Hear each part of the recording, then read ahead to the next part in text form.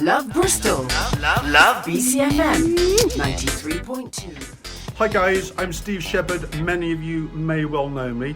Myself and Pat are going to put a series of short training videos together for you on YouTube, which we hope will help you achieve a greater understanding of how the desk works and some of the components that run alongside it. Okay, so we're going to kick off with getting your levels right. Have a little look at this. These are your peak meters, and as you can see, they're just slightly dropping in to the red. That's how they must be. So at all times, if you check those levels, green is fine. The occasional red dot on there is fine as well. We need to be particularly careful with our microphone levels, as often we don't realize that our microphone levels will be too high. If they go into the red, they'll distort, which means that listening on FM won't sound too bad, but if you're on the listen again, you'll find that they're distorting. So a number of things to check on our channels. First of all, this is the main Zara channel. So pushed up roughly to the top.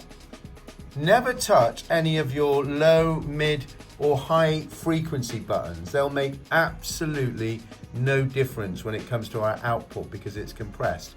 The control you may need is this top gain button right here on top of all the channels.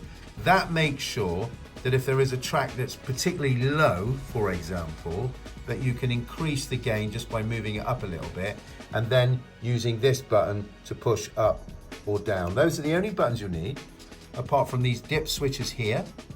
Those are for a change of inputs. And these grey buttons on every channel are only ever for microphones. So if you're using a microphone, or this is pressed down and your channel's not working, that's because it's set to the microphone channel. So we can go back on that a little bit later, but generally speaking, your mixer looks like this. And in terms of your levels, that's where they need to be. Now, headphones and monitors. You can see in big letters, monitors here. This is what controls your loudspeaker.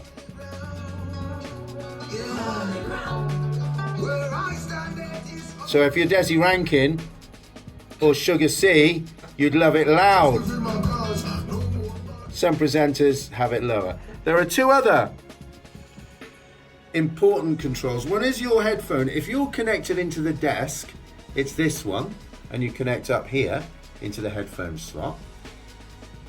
And this one that says announcer, that controls all of the headphones that are around, and it should always be at 12 o'clock. If it's any higher than that, things may become distorted. There are a number of push buttons here. All of these relate to your pre-fade, if you want to follow the headphones or not. And this is your pre-fade button here as well.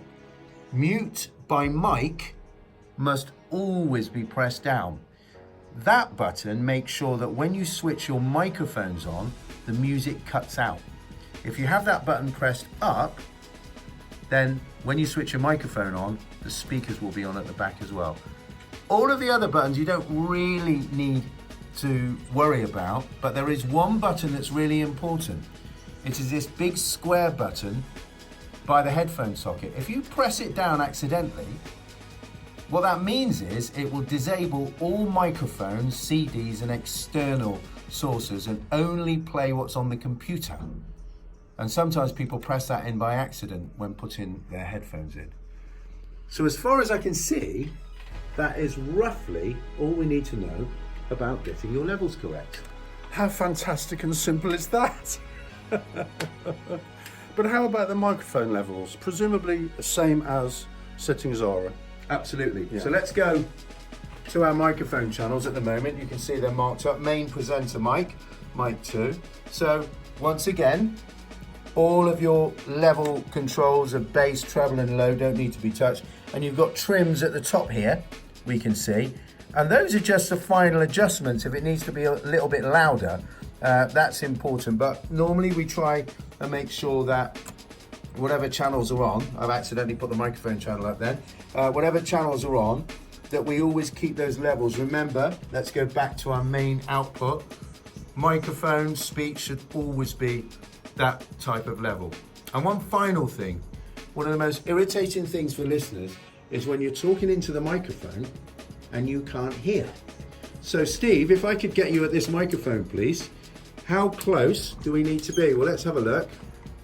This is the type of distance. This should be a good level distance. Absolutely. I think. And let's also check that the mic needs to be the correct way round.